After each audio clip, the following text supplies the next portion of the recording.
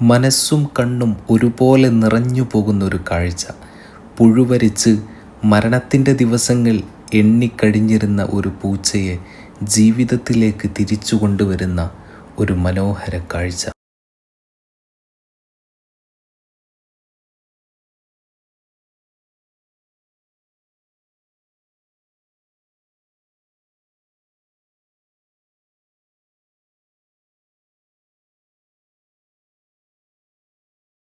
സഹജീവികളോടുള്ള സ്നേഹം തൻ്റെ ജീവിതത്തിലൂടെ കാണിച്ചു തന്നിട്ടുള്ള ഒരു വ്യക്തിയാണ് ഇദ്ദേഹം.